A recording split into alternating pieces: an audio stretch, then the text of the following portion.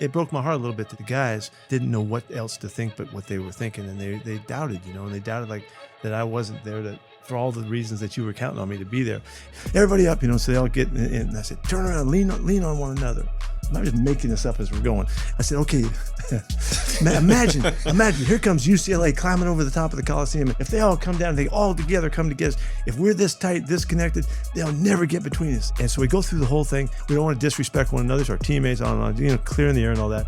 Earl stops me in the middle and he goes, what do you want me to do? You want me to practice with these guys like I like these guys? Before we get started, we got our first sponsor. Shout out to Manscaped. Wait, hold on, wait.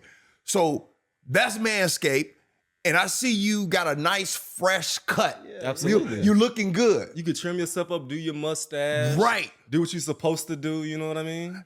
No, what you supposed to do. What's mandatory? And what's that? What's that? The way you want your woman coming to bed, fellas, come to bed the same way, if you know what I mean. So wait a minute. Hold on. In front of the world, right now, you just admitted that I told you look good here, and then you said be universal, so you using those clippers for down there and up there. You come to KJ's crib, you just want to cut. Cliff, you just want to cut. He gonna cut. Don't you put that on my face, He gonna man. cut you with the same clippers that he hit you with down there, and you hit you up there. He ain't getting cut with these, only me. Okay. And the way I, you know what I'm saying? Don't do your kids like that either, man. Don't be trying to use the same thing with I'm not. So the Manscaped keep you right. Absolutely. Absolutely. Stay fresh, stay clean. Manscaped. And make sure y'all use a promo code for this. KJ20, 20% off, free shipping, Manscaped. Appreciate y'all. Hey, G, I don't know about you. Yeah. But we done had some cool guests on this show. Yes, we have. We didn't have Golden Tate. We didn't have Luke Wilson. Ooh. All guys that he knows. Yeah, We didn't have Me Bang, but I feel like we done made it today. Coach, appreciate you, man. Happy to be here. Appreciate you. And good to see you guys. And G, I don't know if you know this, but rule number 3 of the program is no whining, no excuses, no complaining. I'm going to help you on that, okay? Rule number 3 in the program is be early. Hold up. Okay. Rule number 2. Don't cut that. Rule number 2 cut that. of the program is no whining, no excuses, no complaining. There you go. Coach, There you go. I know you're not the whiner, the excuser, or the complainer, but sometimes we got to get stuff off our chest. If there's ahead. Let me anything have it. today, Let me is there have anything that you want to get off your chest today? No, I'm flying. The floor is yours, Coach. I'm flying. I got no complaints. But this was my first day back. And now that you bring it up, this was my first day back after somebody put out all those clips of me throwing last week. You should have seen the boys tear me up today. Oh. Lord. What they say? Oh, man. I'm talking on the field today. My Yeah. 7-on-7, they killed me today. And I think they picked off 15 balls today on me today. Because you've been doing this They were going for full 15 speed. years Yeah, I now, know. and how the It's- media. It's been no big deal. And all of a sudden, they make something of it. And, Yeah. I love the responses.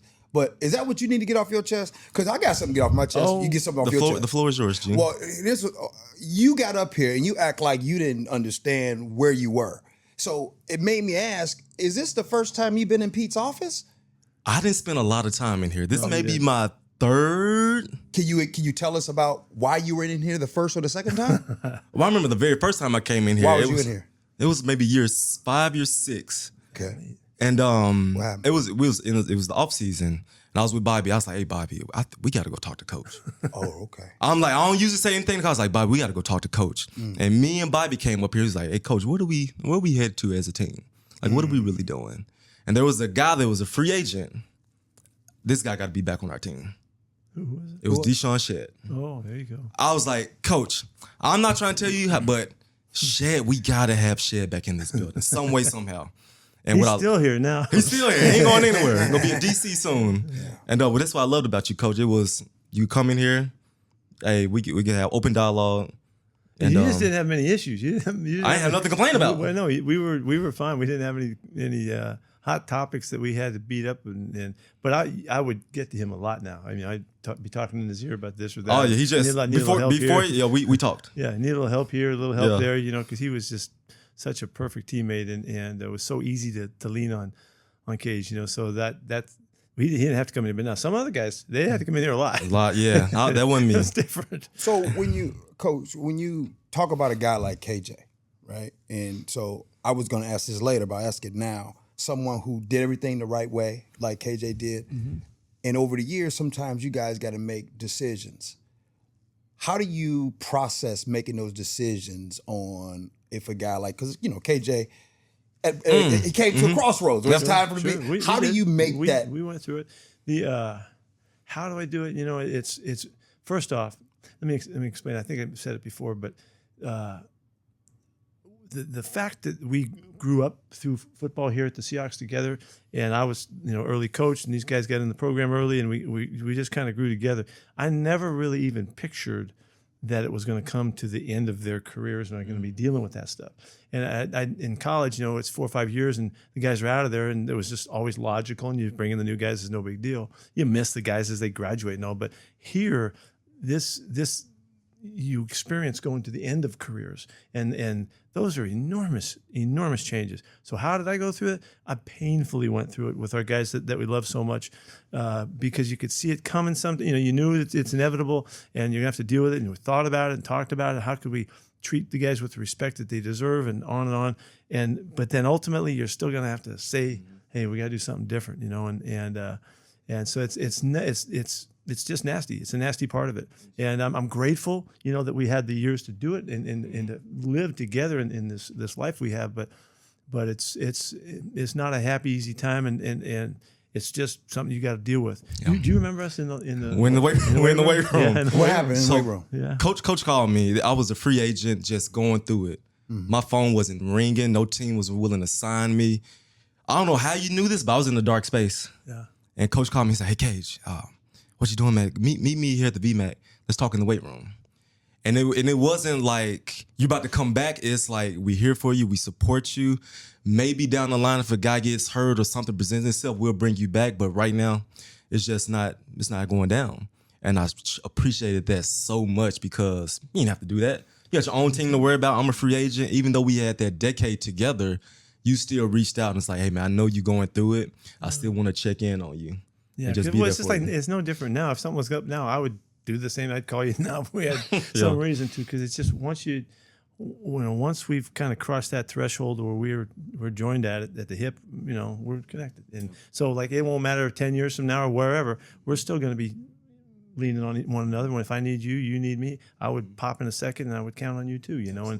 But with that too, it's, if you're close enough, then you also can feel guys, and you can feel what they're going through. You can kind of anticipate. They're not always right, but in that case, you know, it's a hard time. It had been quite a while before anything had happened, and I was still trying to figure out how we could do it, you know. And the problem is, I could have thought of something that could have worked some way, somehow. But what happens is the darn money gets in the way, you know, and it taints the decision making. It's hard. It's just hard, and it's real. It's how do you shift somebody's brain when I'm this and now I'm not, you know, and you see me that way, and it's like with Bobby, you know, dealing with Bobby the last, I don't know, 5 or 6 years, you know, representing himself. Oh man, that was so hard. How was it? That was so hard. He did a fantastic job, but it's so hard because you got to tell when you tell an agent something, say like, I'm telling you, well, you know, he's getting up in his years, you know, he's doing good, but you know, I would like to see him do this or that. It's not like I'm saying it right to his face, you know. You know, but now you're talking to Bob. Now I'm talking to this guy over here, and I'm telling him the same thing, and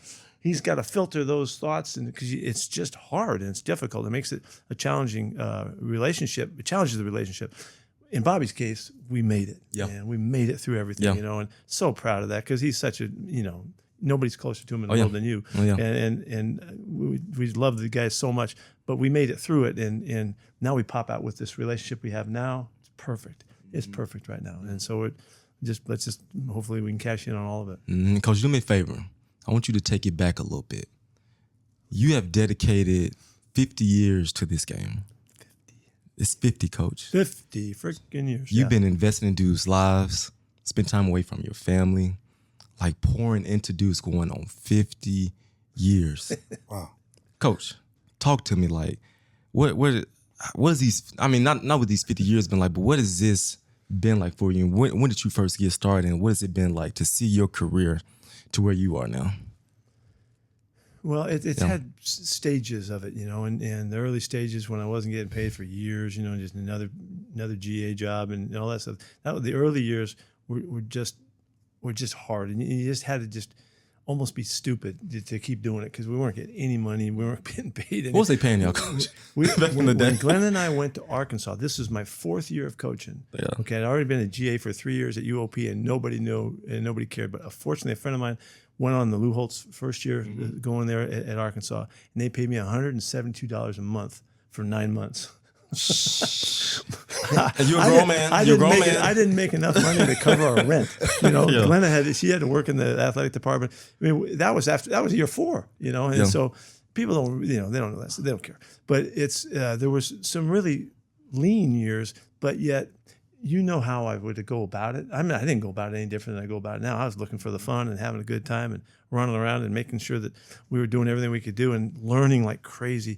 And I was captured by some great coaches that really turned my life in a direction that gave me a chance to do something special.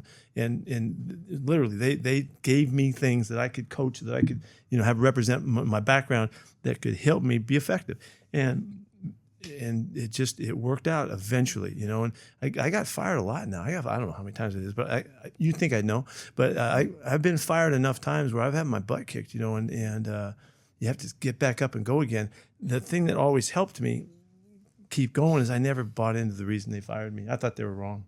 So I thought they made a mistake. Yeah. And they screwed it up. And so, it just didn't affect me. So I didn't get beat down by it. I just said, screw it, I'm going to keep going, and that I was fortunate that kept, it was the positive, forward thinking, something good's about to happen.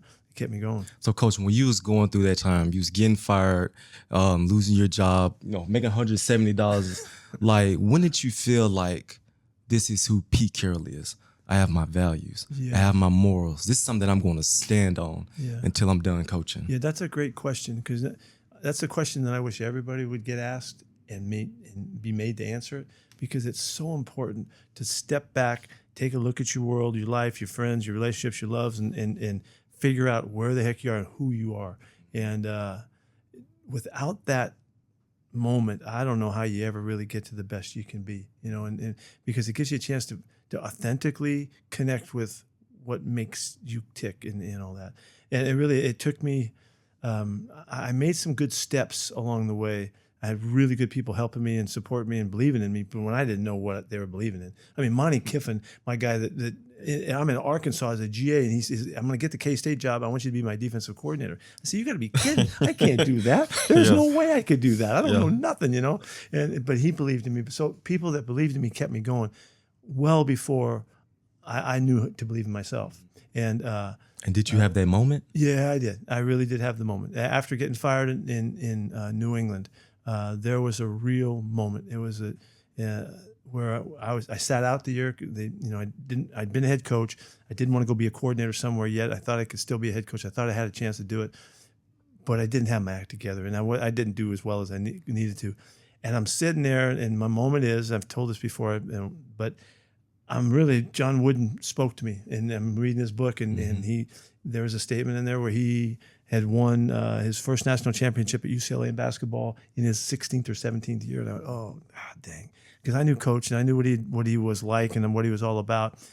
And it hit me that once he figured out exactly who he was, that he was a strange duck now. He was an odd Was he? fella. Yeah, he was a strange. He's a great man, but he had his own ways and didn't care what anybody thought, and just proceeded to carry on what he believed in. And it hit me that, man, if I don't do that, I'm not going to have a chance. So and it was that moment that stuff all started happening and popping in me, and it was my epiphany. It was my moment that changed my life and my football life, and so that's when the USC thing came together. It was really in that time there, and within about 3 months from that time, right there, I was getting the USC job and going for it, and so that's made all the difference. We all know the success that you had at USC and what you did there, and then here in 2010, you come here to Seattle. The fortunate thing is I was here before you got here, and I was the car wash dude that was out there, and then you come. So I'm going to tell you what probably most people won't. I remember when you first got here, and when the music was playing, a lot of the guys were like, hey, don't know about this dude, G. I'm like, really? Like, yeah, I don't know about this. So I want you to bring it back to when you first got here, knowing that you're going to, like, you're Pete Carroll, right? You're coming here, you got hired to change the culture, to get started. How tough was it to really incorporate that Pete Carroll culture, that positiveness, that, wait a minute, a lot of guys thought, I don't know about this positive stuff. It's not real. Tuck us still back say to the same thing now. But because there was a lot of guys, like music wasn't a thing back then in practice. I would tell you that I was probably so full of myself from the SC years. You couldn't tell him anything. I wasn't worried about a thing. I say that, but I wanted to know what would happen when we brought the approach to the league. And it wasn't any really, out of this world thinking, other than if you look after people and you really care for them and you take care of them and you really figure out who they are and you relate with them, what's going to happen, in the NFL. Because I've been in the NFL for 16 or 17 years. I mean, the NFL, I wasn't unfamiliar with that at all. And I had experienced all of that. But coming back, we had turned the world around a little bit in leading the program, and I wanted to see what would happen. And Carl Smith, and I talked to Tater way back then. I said, "Hey, how about coming back to Seattle? We'll go up there 2 or 3 years, and then they'll probably kick our ass out of there. Let's go up there and see what happens." And he said, "Okay, let's go." And so that's really kind of how it went about it. And I didn't change hardly anything. I didn't do anything different. I wasn't worried. The transition, I don't even remember it being uncomfortable, other than the fact that we remember all those transactions. Guys were coming and going. It was like a turnstile. One of my buddies that took me in, Rob Sims, you traded him away. And by the way, shout out to Rob Sims, because if he's watching this, that pick was the reason for Cam Chancellor. So it worked out. That worked out. It worked out. But it really. It wasn't a hard transition for me, and I just had to get enough guys that would come along, because we don't do stuff the same way other guys do it. I know that. And we don't talk the same way. Our expectations aren't the same. We don't talk to people, treat people, in the same manner. And so we were out there by ourselves. So it was okay. We just went for it. And so, Coach, you talk about all those transactions that were made. You're coming to a franchise that's been going on since the 70s. What is it that you want to see in this building? Like, I got to get this fixed. This was going on before me. If you're going to move forward with us, I need this building to look this way, from the 3rd floor all the way down to the bottom. Yeah. We just need to get here. We just need to get here and do it, and just live the way that I had grown to live in this job and in this leadership position. I had 8 years, at SC to really let it out. And we didn't hold it back for nothing. We didn't hold anything back. We just went for it in every direction that we could. And I want to do the same thing here. And fortunately, when Paul, and Todd Lewicki was really representing the franchise, contacted me, and Tim was part of that too. Tim Lewicki was part of that. Right from the beginning, I'd already had talked to 6 or 7 teams in the NFL about going there, and nothing ever clicked. Nothing was right. And the timing was really good because of where we were, at that time. But in talking with Todd, he was going to let me do the whole thing. One of the first questions he asked me, "Would you want to be the general manager?" And I said, "No, I just like to hire the guy. I don't want that job. I don't like the job, but I like to be responsible. I wanted to be able to call the shots, because in college you did everything. You were in charge of everything, personnel decisions, and in that I found my relationship with personnel. It's always been different when you're just coaching, and that's why we played young guys, and we tried, in the way we went about recruiting and look at the kinds of people that we looked for, the makeup of the competitors and all that kind of stuff. That's really where the culture came from. It came from the people that and how we cared for everyone. It wasn't so much like the color of the walls and the paints and all that kind of stuff. It was who we were, and we wanted to overwhelm them, and overwhelm with optimism, overwhelm them with care, overwhelm them with energy and juice and great football. I mean, it had to be great. If we weren't, I really think you can be a really good coach at doing all the head coaching stuff. If you don't have the scheme, you can't get there. And if you can have a really good scheme and you can hang for a while, but it catches up with if you don't have your culture in order and you can't deal with the issues and all that kind of stuff. You got to have all of that together to have a chance to stay very long here. I mean, look what happens. Right. Guys go 2-3 years all the time, and it's hard. And so we thought we had enough of it, and we had a real good picture of what we wanted our football to look like. You remember how strict we were about running the football and playing defense and kicking game, closing the circle, toughness, so all of those things. Those were all USC thoughts. Wasn't any different. So we just incorporated it here and just kind of didn't care what anybody thought. One of the things that whenever I go speak to organizations, one of the things that on the outside looking in that I've learned from you is the I'm in sign. Right, like that sign of tapping it in, and I remember this because some guys are like, "Oh, we're supposed to tap the I'm in before we go out to practice." Right, when you first got here in 2010, and the reason the I'm in sign is so big is because I think that one of your recipe is guys and everyone has to be bought in to what it is that you're doing. I want you to talk about like the importance of buying in, because I know for me as a car detailer, I bought into this culture as well. And hold up, before you answer that, Coach, that I'm in sign is all over this building. I know, yeah. When you go out to practice, into meeting rooms, it's all over the place. Coach, tell us about. Can I tell you a little story? It doesn't really relate to what was going on here. I'll tell you where that came from. The first night at USC that we had the off-season program, we tried to bust their tails, man. We tried to wear them out, break them down. How could you work so hard, so many drills, how you do in the off-season program? And at the end of that, I said, I know you guys probably think that was a good, hard day today, but we're not done yet. Meet me at the 50-yard line at the stadium at 10 o'clock tonight. Okay, so, and they, they're all going, looking around, what do you mean? Yeah. So I had no idea what I was going to do. I didn't have a clue.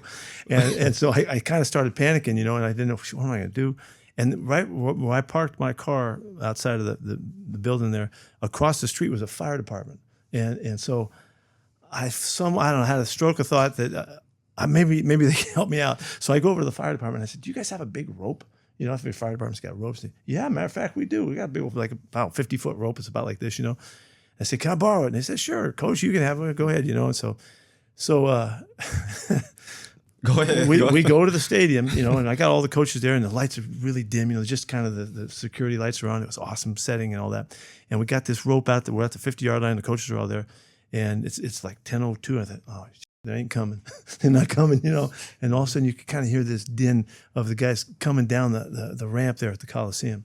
And they're all walking together, and it's really loud as they come out of the thing, and it's just a great setting. It's all dark in the middle of the night almost. And as they come on, they can see the coaches on the field, and they get quiet. And they come walking across the field, And so they walk all the way out to us. And I said, okay, this day's not over yet. I'm just making this stuff up. And I said, give me your best 11 guys on offense and your best 11 guys on defense. I didn't even know the team hardly at the time. And I said, we have a tug of war. So we staged a big tug of war right there, And so we line the whole thing up, and we pull this way and they pull this way, and they're yelling and cheering for one another. And the defense cheats as always. And about 5 more guys jump in and they pull, and everybody falls in a big heap. And so I said, all right, everybody up, And I said, Carson Palmer, I said, what did we learn from that? And he goes, I don't know, Coach. And I go, I'm calling the leader. He doesn't know. I said, Carson, didn't we learn that if we're not all pulling in the same direction, we can't all win together? Yeah, that's right, Coach. I said, we got a chance, And it says, everybody up. Everybody up, So they all get in. And I said, turn around, lean on one another.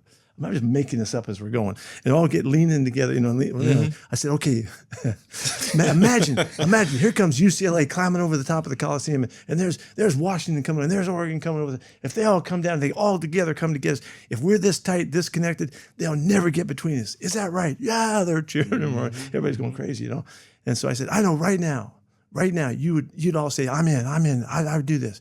I don't want you to say I'm in right now. I said, you come find me around campus, or when you really feel it, you've had a chance to think about it, you come by and just check in with me and say I'm in.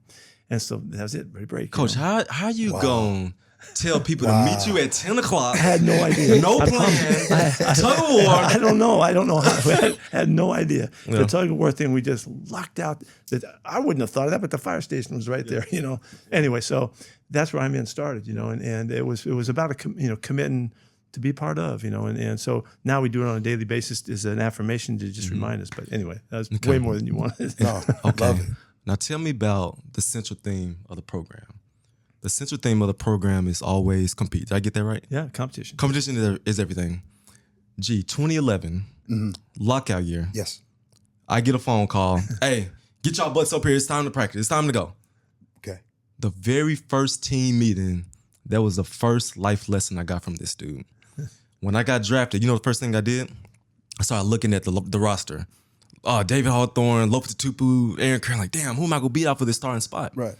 But what Coach Carroll taught me was, when it comes to this competing thing, you competing against that man in the mirror.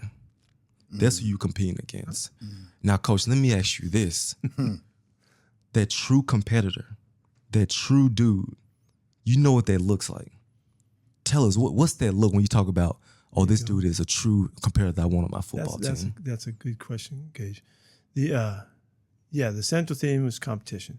I'll back you up for a sec. Where that came from is in that personal meeting with myself and Coach Wooden in his blue book.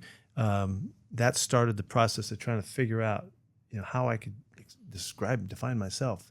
I figured for some reason, I better know who that is so that I can stand for something, And so somewhere in there in the next few days, wasn't right away, in a few days, say, I'm a competitor. Yeah. I'm a competitor. And it hit me that I've been competing my whole life, and that's the only way I knew how to do stuff. So I had the thought, if I'm going to build a whole approach, I better make it as true to my heart as possible. And so competition was going to be the central theme. We're going to compete at everything. That was it. That's how that happened. Always compete was really the one line, And so, the way I found to describe what we're looking for was to say, if I was going to pick somebody to play with me in the park, who would I pick? Yep. Who would I pick?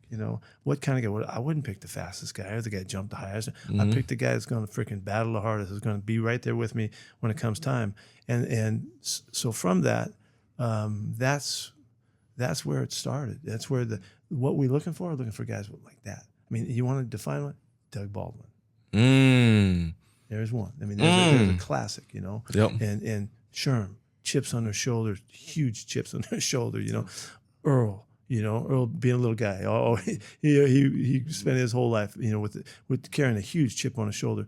And those kinds of people, I'd rather compete with them. Oh yeah. I want to play with those guys. Oh yeah. And so really that was the basics of it was really, who would I want to pick on my team if I was going to play in the park? Because if we're playing in the park, I'm going to win. We're going to find a way. We're going to, whatever it takes. And that was really that was where it came from. And that was the source of it. And we haven't changed about that. We're really still trying to think that way in every turn that we make. And Coach, I don't want to overstep a boundary with this, but I don't know if you still do it to this day, but you and the coaches get together, and do you guys still give guys that scale? Yeah. You guys still do that? Yeah. 1 through 5, right? 1 through 7 is now. 1 through 7. It's grown. Yeah. Explain the scale. Yeah, it's the competitors. It's a competitor scale. Here's the thing: players, we don't know about it. No, we never talked about it. Yeah. Yeah, players don't know about it, but the 1 through 7 is this guy's here, this guy's here. What is I can't emphasize enough. What does that 7 look like? What are you looking for when you label a guy a 7? Because not too many dudes got that 7. Okay, unfortunately you're right on what everybody always wants to know, because they want to know, who's that guy? Is it 7? But there ain't hardly any 7s. I know. Hardly any 7s. I know. It starts off. I'll share it with you. I don't share this very often, but it's the competitor scale, and this is not about what kind of player somebody is. It's what is their nature, what is their makeup. And who are they? Who are we dealing with? It's the same thing I've been talking about. It's the guy we're looking for. And, if you're a 1 or 2, you're a survivor. You're just barely. If you're a 1, you're just hanging on. You're barely there. But you're there. A 2 is a guy who's just a step ahead of the guy that's just here to surviving it and getting through, but he's got a chance. Let me say this. The whole point of the scale is to figure out where somebody is so that we can identify it and agree on it. And then now we can go to battle for the guy to elevate him up the scale. Okay, and the basics of it are really about internal motivation. Guys that are internally, naturally motivated to try to get something and do something with whatever they're faced with. And so, a 3 and a 4 on that scale, that's a pretty good. You're a competitor, but you're likely competing for external factors, for the money, for the stature, for the status. Yep. I want to be a football player, and they're not really centered on what drives them. And so as you go to the 3 and 4s, those are competitors, but yet that's not the level that we want guys. We're trying to work them into the 5s and 6s. And 4s are pretty good now because they're competitors they're starting to find their way out of it. But a 5 is a guy who's internally motivated and he's got his act together and everything is pretty much in line, and he can pretty much run his own world and control it because he's driven. You get to be a 6 now. That's it. You're a stud. You're the real deal. You're a stud. You don't care what anybody thinks. You do stuff because you know what you need, and you're willing to do what it takes. And we don't really need to have to help you very much. We just kind of need to get out of your way, but put you in the position so that you can be successful. And so that's what we're trying to get people to achieve. The 7. Now that's a whole nother deal now. See, You ever had a 7? Yeah, we have. You've been with them, and I'm sorry, you weren't a 7 on the scale. I know, but there's only been 2 or 3 guys, and I'm not going to unveil it all, but I'll tell you that what the ultimate true competitor is to us is the guy has everything going. He has everything is in line, everything is in order. He's got his world. He's maximizing who he is, but he also is compelled. He's got to take people with him. He has to take people with him. And not only does he have to take them, but they're going to go with him. That's that guy to me. That's the true 7. That's the guy that is so much of the leader, so much of the competitor, that and not just that they can see that, but that he has it in him that he needs to take people with him. That's the ultimate guy that we're shooting for. And that we don't win and lose based on that guy. Sure. That's just, you're just lucky when you got him. It's the 6s that we need. We need all those guys that are freaking above it, internally motivated, driven, focused. They're going to give you everything they got. You never have to worry about where they're coming from. So that's what that is. I want to bring it to current day, and I gotta say that from the outside looking in, from what I have seen, what's going on, especially over the last couple years, it feels like there has been a renewed energy. And what I mean by that is, it seems like the guys that are coming in, the KJ Wrights and all of those guys, the Cam Chancellors, all those guys are gone. So the great dudes are gone. I wouldn't say there's very many of those guys. I don't think there's 2 KJs. I think there's KJ and there's Cam. I don't think there's many of those guys. I just don't want to. Because they're so special. Thank you, Coach. Right. You, and because of how special they were, it almost feels like when guys would come, it was like, well, I don't know if I can be as good. Finally, it feels like you have guys like, hey, that was that era. This is our era. I am DK. I am Tyler Lockett. I am Jordan Brooks. Talk about that part of it, because that's the excitement that I see, these guys being themselves. Yeah, I hope that is what this is right now. That there was a time, we had an age of the Seahawks for us that was golden, man. We were really, really good. I mean, to play defense like we did for 6 years straight, that's just, there's not very many teams that were able to do that. And it took all of you guys and all of the makeup and the chemistry and all of that, scheme, coaches, all of that to get that. And so the fact that it didn't stay there, that's kind of natural. It's kind of a natural thing. It's because I never would admit that we couldn't, but it's a great challenge to get there. There's a new swing right now. You're feeling it. You can see it. It's a new time, and there's a new leadership. Leadership shifted. When Bobby and Russ left, and it shifted, and it became available to more people, different people.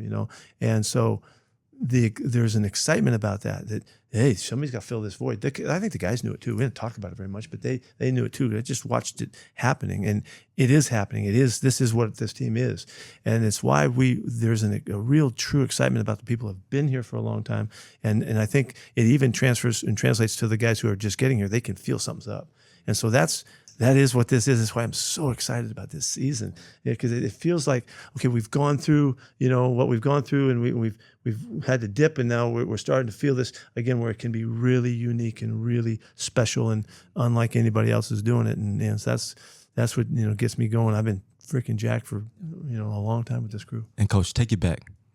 I heard 1 million times, practice is everything. Yeah, a billion times.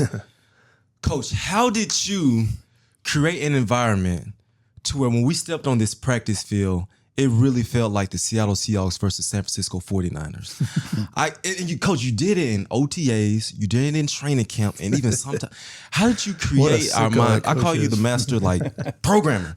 How did you program us and get us prepared to, when we step on this football field, I can get everything out of you guys? I don't know. You might be able to tell better than I can tell it. But what I would say is that I came to way back when we were putting together the whole approach back there, and still hadn't even gotten to SC yet. It was putting things together so that we could represent how we wanted this program to be structured and constructed on.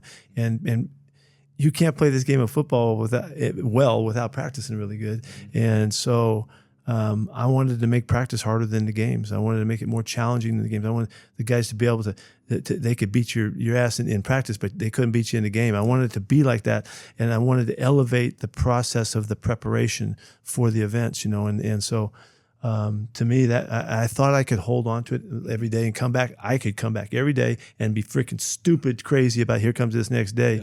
And if I could do it, I could help the coaches do it. And then we could draw the team into that too. And therefore, we're preparing as well as you could prepare. I don't know if back then if I was saying it, but why can't we be the best practicing team in football? Why? It's the guys in this room right here. There's nobody controlling this but us. If we set our sights on it and we can find the consistency that it takes day in, day out, keep coming, keep pushing. And that's why competing is so important, because competing keeps us at the edge. If we're trying, you guys will battle for a freaking nickel. You don't care what it is. If something's at stake, they're going for it. And to keep that edge on, that's the secret to keeping the edge on, is that it's always competitive, and somebody's going to win, somebody's going to lose. And then you're going to see the highlights and see who won, who lost the next day, and all that. So. Do you remember that moment we had at OTAs? Do you feel like you kind of lost control of us a little bit when we was fighting? A lot. Doug and Sherm, Phil, do you feel like you kind of like, damn, I got them so excited, so juiced up, so competitive that I'm losing a sense of like, hey guys, we still are teammates and we still are brothers at the same time. Yeah, we went too far, and I always wanted to push the limit as much as possible, but I think the day that Sherm, intercepted a pass off of Russell, ran all the way back and threw it at him right in his face, and then took off, and then I don't know if it was Percy there, I don't know, but it was Doug, and so Doug was screaming back at the defense. Now he's screaming at Sherm. He's taking Russ's side, and then somebody got hit out of bounds, and the whole place went freaking crazy. Phil Bates got hit out of bounds. Phil Bates, yeah. And what's going through your head? Like, I got these dudes so juiced up, so excited. What is my job? I'm loving it. It was awesome. It's freaking awesome. And then all of a sudden, I think I lost control. And we had the meeting in here one day, to talk it over with the fellas, and we had to see if we can come back. I'll never forget. We're talking about it with the guys in here, and. This is my second time in his office. What are you about to say? This is my second time. This is the meeting to we got to get back on track here. Yeah. And I got Earl and Cam and yourself and Bobby. Was that the four guys? Yeah. Sherman? Right. No, maybe, yeah. All five of us. All defensive guys. Okay. All defensive guys. And so we go through the whole thing, that we've gone a little too far here. We don't want to disrespect one another, our teammates, on clearing the air and all that. And so Earl stops me in the middle. He goes, "What do you want me to do? You want me to practice with these guys like I like these guys?" Or something like that. Yes. It was like he was so off base, and Cam goes, "Don't worry about it. I got him." Coach, I'm not going to lie. We all felt that. It was like, time out, Coach. Are you kidding? I know. That's how far we had come. We was like, we are here kicking their ass. We are here defense run this team. And you want us to bring guys along. We was a little confused as well. Well, what started happening is it started getting back to the league. And we started getting fined, and they started, we getting concessions made that we had to make, and we're writing checks, big checks to the league, and Glenna said, "Hey, I think this is maybe enough," and we're talking big personal checks or hell team yeah, checks. Hell yeah! No, I wasn't even going to bring this up, but I'm glad y'all bringing this up right now. The team had to pay bigger checks than I paid, but I was paying half of what they were paying, and I wasn't worth half of what they were worth. And so anyway, but we went a little too far, and so it's been a process, and when I had my boys on the staff to help me out, Brendan did it, he pulled me aside, and Brian Schneider was a help too, he had the empathy for he got to chill out, Pete, with taking it too far. And I said, "You sure?" I was like Earl. I went a whole lot different than Earl, So we went through a little bit of a dip there after that. I mean, you guys were okay because you knew, but as we tried to transition the next guys, we weren't as much at the peak as we had been, and so it's been a constant. This is as close as we've gotten back to it. That's probably why I'm so fired up about what I'm doing. And Coach, when you look at that era, I had Bobby, Sherm had Cam, Jermaine had Doug. You're right. Who's a person in your life like this person gonna be my accountability partner? When they see Coach Carroll slacking, when they see me, I'm off of my game. Who's that person for you to reel you back and it's like, "Hey, Coach, We got to start doing that this. was BC, really, my son, my oldest son. He was, yeah, because he's the only one to talk to me. And Glenna. Yeah.